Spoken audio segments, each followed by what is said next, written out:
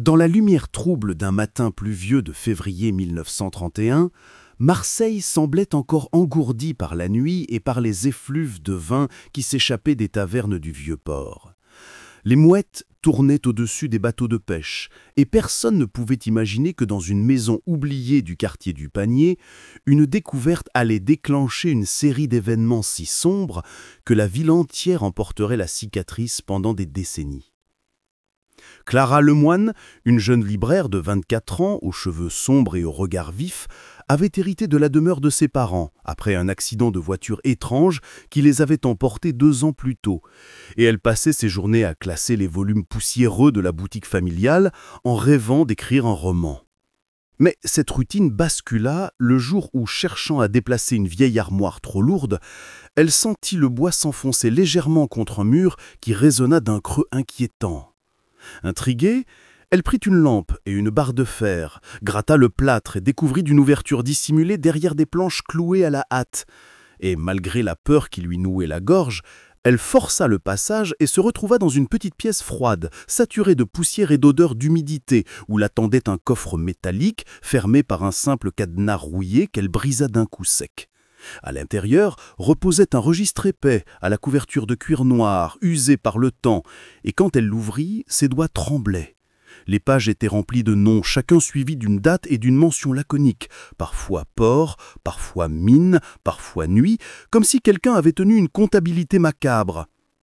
Et ce qui glaça le sang de Clara fut qu'elle reconnut plusieurs patronymes qu'elle avait entendus dans les murmures du quartier, des disparus dont on parlait encore dans les cafés enfumés, des hommes partis travailler et jamais revenus, des femmes qu'on disait parties à Paris mais que personne n'avait revues.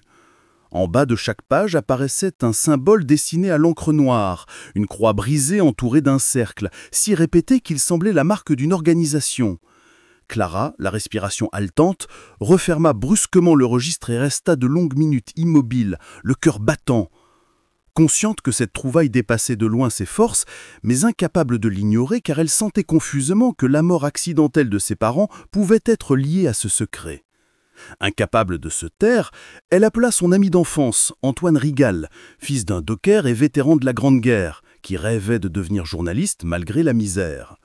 Et lorsqu'il arriva à la librairie, trempé par la pluie, elle lui montra le registre et le symbole, et il pâlit aussitôt, déclarant qu'il avait déjà aperçu cette marque gravée sur le mur d'un entrepôt abandonné près du port, là où certains dockers chuchotaient qu'on faisait disparaître des cargaisons entières d'armes et d'opium.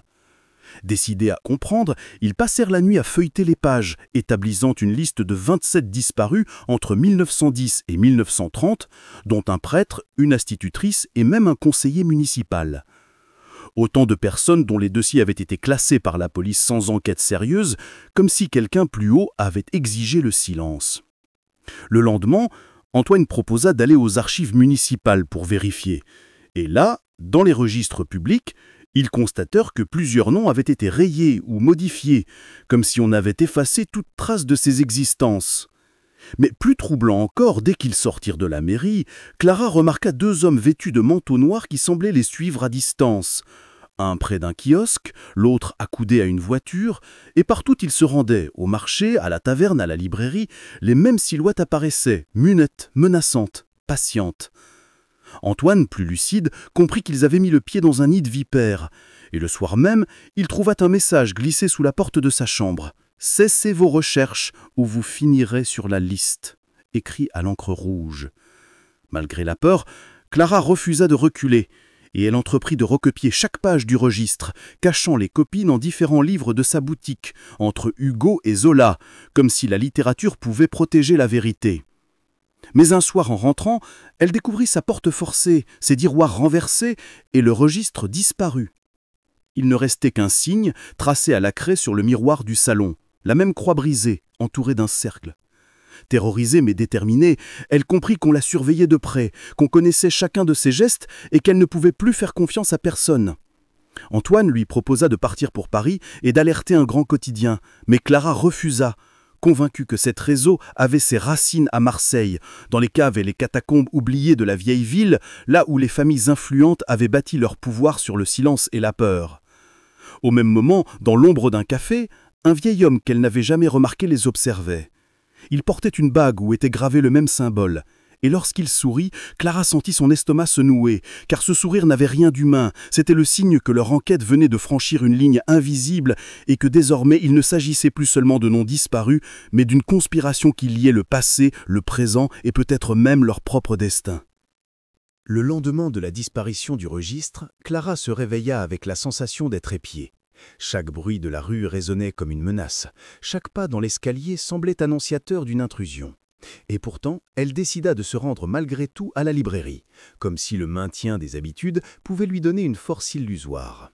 Mais à peine avait-elle ouvert les volets qu'elle découvrit un signe tracé à la craie sur la devanture, la même croix brisée dans un cercle, accompagnée cette fois d'une date, le 14 mars, soit 2 semaines plus tard, comme un ultimatum ou une promesse de mort.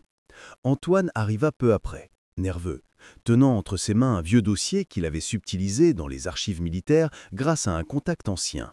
Et il révéla à Clara que plusieurs des disparus du registre avaient en réalité servi dans une unité spéciale durant la Grande Guerre, une section chargée de convoyer armes et munitions entre Marseille et Salonique, mais dont certains membres avaient été accusés de contrebande et d'espionnage avant que les enquêtes ne disparaissent mystérieusement.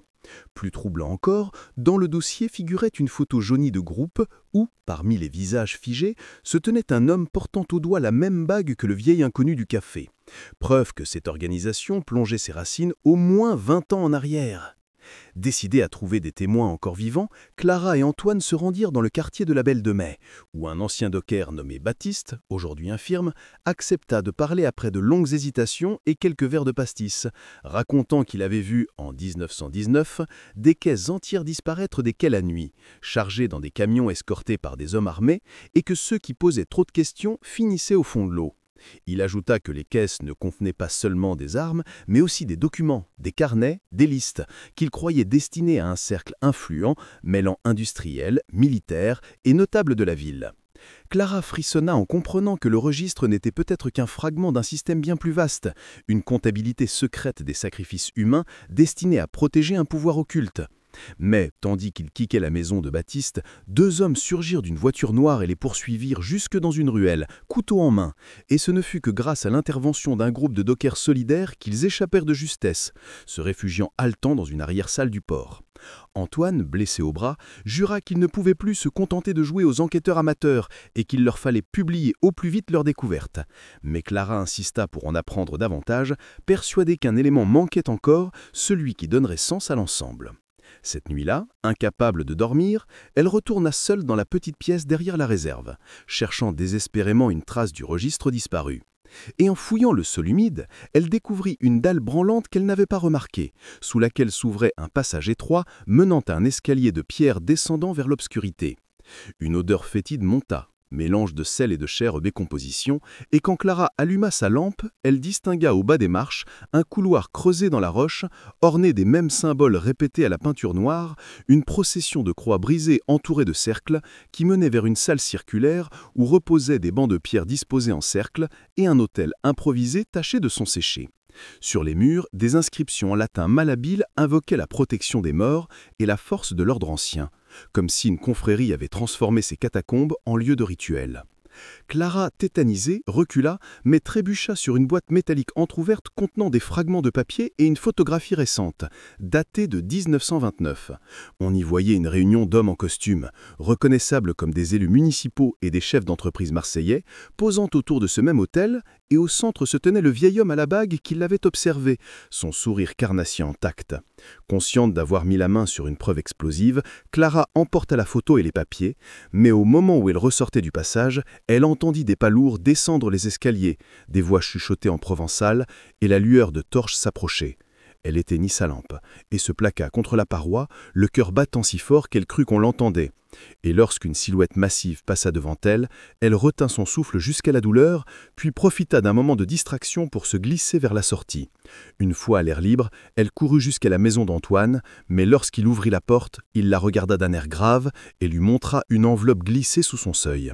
À l'intérieur, une seule phrase, écrite d'une main assurée : « Vous avez franchi la limite, le cercle ne pardonne pas. » Au matin du 3 mars 1931, Marseille s'éveillait sous un ciel chargé de nuages d'encre, et tandis que les cloches de l'église Saint-Laurent sonnaient lourdement, Clara et Antoine savaient que le compte à rebours avait commencé. Car la date inscrite sur la devanture de la librairie approchait, et chaque journée qui passait les rapprochait d'un danger invisible. La photographie trouvée dans la crypte hantait Clara. Ces hommes en costume, élus, industriels et même un magistrat, rassemblés autour de l'autel comme s'ils célébraient une messe noire, prouvaient que le cercle n'était pas une simple légende, mais une fraternité occulte enracinée dans les élites. Et l'idée que cette confrérie pouvait contrôler la police, les journaux et même le clergé glaçait le sang. Antoine, convaincu qu'il fallait alerter un quotidien national, tenta de contacter un ancien camarade devenu reporter à Paris. Mais la ligne téléphonique fut brusquement interrompue et le lendemain un télégramme arriva, laconique. « Ne tentez plus, vous êtes surveillé ». Pris de colère, Antoine proposa de quitter Marseille et de gagner la capitale en train.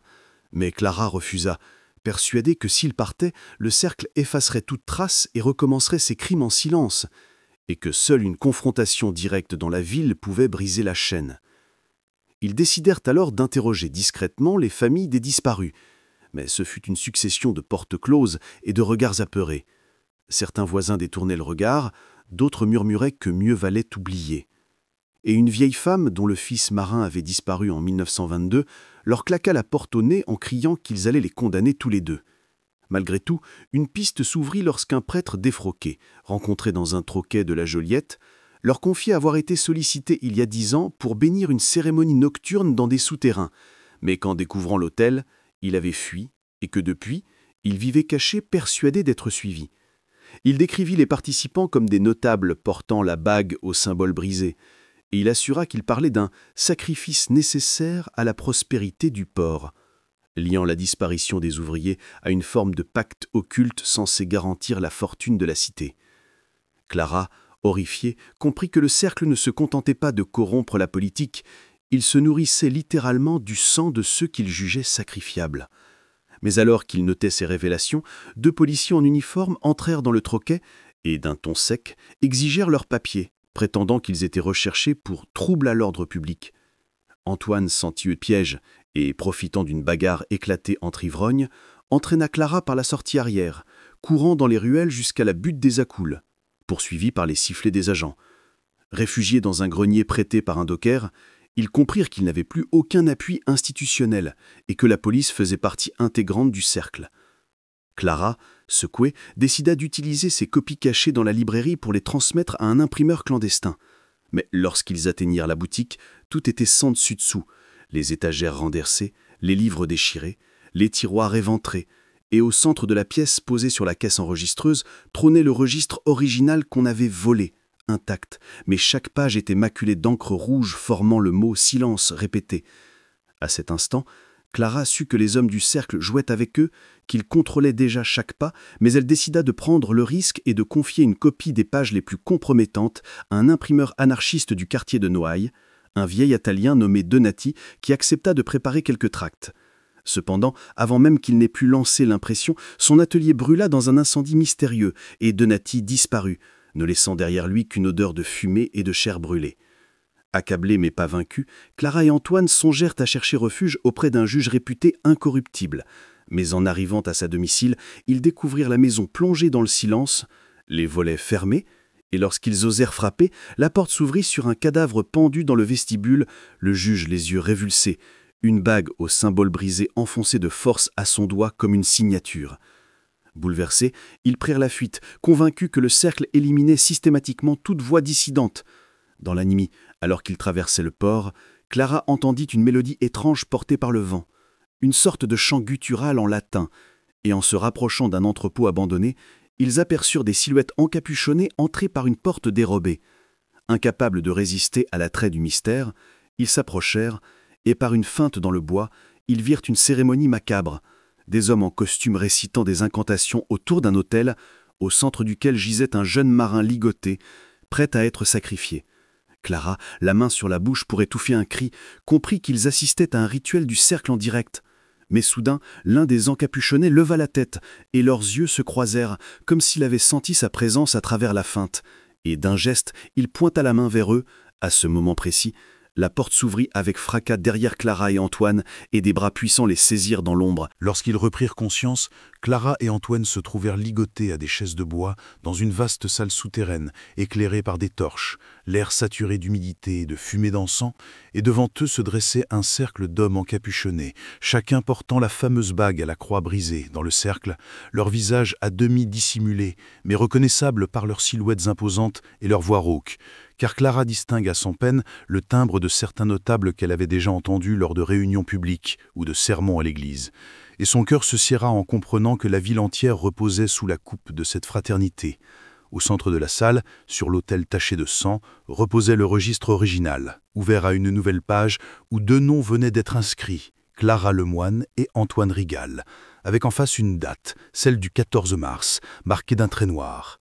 Le vieil homme à la bague, qui semblait diriger l'assemblée, s'avança alors, ôta son capuchon et révéla un visage marqué par les ans, mais animé d'une énergie inquiétante, ses yeux brillants comme 2 charbons ardents, et il déclara d'une voix solennelle que, depuis des générations, le cercle protégeait Marseille en offrant périodiquement le sang des curieux, des récalcitrants et des traîtres, et que, grâce à ces sacrifices, la ville avait survécu aux guerres, aux épidémies et aux crises. Il ajouta que Clara et Antoine avaient osé violer le sanctuaire, voler les secrets et défier l'ordre établi, et qu'ils devaient payer le prix. Clara, tremblante mais lucide, osa répondre que leur prospérité n'était qu'un mensonge construit sur la peur et le meurtre, et qu'un jour la vérité éclaterait, mais ces mots se perdirent dans les rires graves des encapuchonnés. Antoine, de son côté, fixait le sol et remarqua que l'un des nœuds de sa corde était mal serré, et, profitant du tumulte, il réussit à libérer discrètement une main, dissimulant son geste derrière le bois de la chaise. Soudain, un gong résonna, et 2 hommes amenèrent un jeune docker ligoté, visiblement drogué, qu'ils déposèrent sur l'autel. Et les chants en latin reprirent, rythmés par des battements de tambour sourds, chaque syllabe frappant comme une malédiction. Clara, horrifiée, détourna le regard, mais ne put fermer les oreilles à ces invocations archaïques qui appelaient à la protection des dieux anciens de la mer et du feu, et elle comprit que cette secte puisait dans un mélange de traditions païennes et de superstitions méditerranéennes. Au moment où l'un des notables leva un poignard d'argent pour abattre le docker, Antoine bondit, renversant sa chaise, libéré de ses liens, et se jeta sur l'homme pour détourner la lame, déclenchant une confusion générale.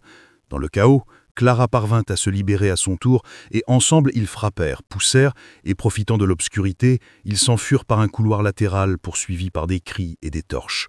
Le labyrinthe souterrain les mena à un escalier débouchant dans une cave de la rue Casserie, et, haletant, couverts de poussière, ils gagnèrent la surface, conscients qu'ils venaient de survivre par miracle à une exécution programmée. Mais la peur céda vite la place à la rage. Clara tenait encore contre sa poitrine un fragment arraché du registre durant la mêlée, une page portant la liste des offrandes prévues pour les 10 prochaines années. Et parmi les noms figuraient non seulement des inconnus, mais aussi un député, un journaliste et même un évêque, preuve que le cercle sacrifiait aussi ses propres membres lorsque ceux-ci menaçaient de rompre le pacte. Antoine insista pour porter immédiatement cette preuve à Paris, mais Clara refusa encore, convaincue qu'il devait frapper au cœur de la ville et démasquer les coupables devant leurs concitoyens. Il trouvait refuge chez une actrice de cabaret, amie d'Antoine, qui accepta de cacher la page dans un double fond de son coffre à costume. Mais dès la nuit suivante, la maison fut attaquée, les vitres brisées et l'actrice enlevée sous leurs yeux par des silhouettes masquées, son cri résonnant dans la ruelle. Clara, accablée, comprit qu'à chaque tentative de résistance, le cercle frappait plus fort, étendant son emprise comme une pieuvre, et que désormais plus personne autour d'eux n'était en sécurité. Antoine, désespéré, envisageait d'abandonner. Mais Clara trouva la force de continuer en se souvenant des regards des familles des disparus, et elle jura qu'elle ne s'arrêterait tant que le cercle ne serait pas brisé. Ils décidèrent alors de préparer un coup audacieux, s'introduire lors de la grande réception prévue à l'hôtel de ville le 14 mars, où tous les notables seraient présents, et dévoiler publiquement la page volée. Mais au moment où ils formulaient ce plan, un bruit sec résonna à la fenêtre, et une pierre brisa la vitre, portant attaché un billet. « On ne défie pas le cercle, le 14 mars, vous saignerez sur l'autel. » Les jours qui précédèrent le 14 mars furent une succession de nuits blanches et de journées étouffantes où chaque pas résonnait comme une menace et chaque visage croisé semblait porteur d'une trahison. Clara et Antoine se cachaient dans des greniers, des caves ou des arrière-salles de cabarets, changeant de refuge à chaque aube, poursuivis par des silhouettes qui les suivaient sans relâche. Et pourtant, ils continuaient à peaufiner leurs plans. Lors de la grande réception à l'hôtel de ville, organisée pour célébrer l'alliance entre la mairie et plusieurs industriels du port, ils devaient parvenir à lire publiquement la liste des victimes futures, cette page macabre arrachée du registre, et provoquer ainsi un scandale impossible à étouffer. Antoine se procura de faux laissez-passer grâce à un imprimeur clandestin, tandis que Clara contacta discrètement 2 journalistes qu'elle croyait encore indépendants. Mais l'un fut retrouvé mort dans une ruelle et l'autre disparut sans laisser de traces, preuve que même la presse était infiltrée. Désespérés mais résolus, ils décidèrent de frapper seuls. Le soir venu, vêtus de leurs plus beaux vêtements empruntés à des amis, ils franchirent les portes de l'hôtel de ville illuminé, se mêlant à la foule élégante des notables, des militaires et des ecclésiastiques, tous rassemblés dans une atmosphère d'autosatisfaction, tandis que les lustres scintillaient et que l'orchestre jouait des valses viennoises. Clara serrait dans son sac la page fatale, sentant le papier brûler contre sa peau, et son regard balayait la salle jusqu'à se poser sur le vieil homme à la bague, qui trônait au centre, entouré des plus puissants de la ville, un sourire satisfait sur les lèvres. L'heure des discours approcha, et lorsque le maire prit la parole pour louer la prospérité de Marseille et la loyauté de ses alliés, Antoine saisit l'occasion et, d'une voix claire, interpella l'Assemblée en dénonçant les disparitions, les rituels et le cercle occulte, brandissant la page sous les regards incrédules. Un silence glacial tomba, puis des murmures montaient. Certains convives pâlirent en reconnaissant des noms, d'autres se levèrent furieux. Mais avant que Clara ne puisse ajouter un mot, les portes se refermèrent brutalement, et des hommes en armes, visages dissimulés, envahirent la salle, encerclant la foule. Le vieil homme à la bague s'avança, prit la page des mains d'Antoine et la déchira en morceaux, proclamant que le cercle n'avait jamais existé et que ces jeunes gens n'étaient que des fauteurs de troubles manipulés par l'étranger. Aussitôt, plusieurs invités applaudirent, comme hypnotisés, tandis que d'autres reculaient terrorisés. Clara, désespérée, cria qu'elle avait vu de ses yeux les catacombes, les rituels et les sacrifices, mais sa voix se perdit dans le tumulte. Antoine tenta de se battre, mais fut maîtrisé, frappé au sol, et Clara, à son tour, fut saisie et traînée vers l'estrade. Le vieil homme annonça alors qu'il venait d'assister à la preuve que l'ordre devait être maintenu, et il ordonna que Clara et Antoine soient livrés au cercle pour le rituel du soir. La foule, paralysée entre peur et fascination, laissa faire. Certains détournaient les yeux, d'autres murmuraient des prières. Emmenés à travers les couloirs sombres de l'hôtel de ville, Clara et Antoine furent conduits dans les souterrains, où résonnaient déjà les tambours et les chants gutturaux. Cette fois, ils ne seraient pas spectateurs cachés, mais victimes désignées. Clara, le visage couverte de larmes, mais les yeux flamboyants, se promit intérieurement qu'elle ne donnerait pas au cercle la satisfaction de sa peur, et qu'elle trouverait un moyen, même au bord de l'abîme, de retourner leur propre force contre eux. Tandis qu'on les poussait vers l'autel de pierre, les flammes des torches dansaient sur les murs gravés de croix brisées, et l'air vibrait d'une odeur métallique de sang et d'encens. Et lorsqu'on les força à s'agenouiller, Clara croisa le regard d'Antoine qui, malgré la douleur, esquissait un sourire d'entente, comme s'il avait déjà conçu un plan secret. Le vieil homme leva le poignard d'argent, prêt à frapper, et dans le silence tendu, un grondement retentit soudain dans les profondeurs, un bruit sourd qui fit trembler les murs et éteignit plusieurs torches, et tous se figèrent, incertains si c'était un signe divin ou une simple catastrophe. Clara, haletante, sentit la pierre vibrer sous ses genoux, et comprit que quelque chose, dans ces catacombes, allait changer le destin de la nuit. Le grondement qui secouait les souterrains de l'hôtel de ville se transforma en un craquement sinistre, et soudain une partie du plafond s'effondra dans un nuage de poussière et de pierres, projetant les membres du cercle dans un chaos inattendu. Les chants s'interrompirent, les torches chutèrent, et des cris résonnèrent tandis que la panique gagnait les rangs. Clara, profitant de la confusion, parvint à arracher ses liens et aida Antoine à se libérer, leurs yeux rouges de poussière mais leurs esprits enflammés par la rage et l'instinct de survie. Au milieu du tumulte, le vieil homme à la bague tenta de rétablir l'ordre en brandissant le poignard d'argent. Mais sa voix fut couverte par un grondement encore plus puissant. Une fuite souterraine issue des anciennes galeries du port laissa jaillir une masse d'eau boueuse qui envahit la salle, balayant les encapuchonnés comme des pantins et éteignant les flammes, plongeant tout dans une obscurité oppressante. Clara et Antoine, entraînés par le courant, se raccrochèrent à une colonne de pierre, luttant pour ne pas être emportés. Et dans la confusion, ils distinguèrent des silhouettes qui se noyaient, d'autres qui tentaient de fuir, leurs cris se mêlant au vacarme. Antoine aperçut le vieil homme lutter dans l'eau, sa bague brillant une dernière fois avant qu'il ne disparaisse sous la vague, avalé par le chaos qu'il avait lui-même nourri. Poussés par l'instinct, Clara et Antoine suivirent le courant qui s'échappait vers un tunnel secondaire, nageant tant bien que mal jusqu'à atteindre une grille brisée par la pression. Et lorsqu'ils émergèrent enfin à l'air libre, ce fut au milieu des docks, dans la nuit marseillaise, les vêtements trempés, le corps meurtri mais vivant. Et pour la première fois depuis des semaines, ils purent respirer profondément. Le cercle, croyait-on, venait de périr englouti dans ses propres entrailles, mais Clara savait que certaines ombres avaient pu s'échapper et que la victoire ne serait jamais totale tant que la vérité ne serait pas révélée. Antoine insista pour qu'ils écrivent ensemble un récit détaillé, utilisant les copies cachées qu'il leur restait et la mémoire de ce qu'ils avaient vu. Et durant plusieurs semaines, ils travaillèrent nuit et jour dans un grenier prêté par des dockers solidaires, rédigeant page après page une chronique des disparitions, des rituels et de la chute du cercle. Lorsqu'ils eurent terminé, ils confièrent le manuscrit à un imprimeur parisien qui accepta de publier l'histoire sous forme de feuilleton dans un grand quotidien. Et dès les premiers articles, l'opinion publique s'enflamma, les familles des disparus reprirent espoir, des manifestations éclatèrent dans les rues de Marseille, exigeant justice et transparence. Le gouvernement mis sous pression dut ouvrir une enquête officielle. Plusieurs notables furent arrêtés, des archives furent exhumées et peu à peu un pan entier de la corruption et de la criminalité organisée de la ville fut dévoilé. Clara et Antoine, malgré les menaces persistantes, devinrent des symboles de résistance et de courage, invités à témoigner dans d'autres villes. Mais ils savaient qu'ils resteraient à jamais marqués par les visions des catacombes et des rituels sanglants. Un soir, alors qu'ils se promenaient sur le vieux port, Antoine offrit à Clara une petite bague simple, symbole de leur lien forgé dans la peur et le combat, et elle accepta, émue, consciente qu'ils avaient survécu à l'impossible. Pourtant, au fond d'elle, un doute subsistait. En feuilletant par hasard un vieux journal, elle découvrit qu'un incendie mystérieux venait de détruire une prison où étaient enfermés certains membres arrêtés du cercle et qu'aucun corps n'avait été retrouvé. Cette nouvelle lui glaça le sang, et en levant les yeux vers la mer sombre, elle crut apercevoir, au loin, une silhouette vêtue de noir, immobile sur la jetée, portant une bague scintillante dans la pénombre.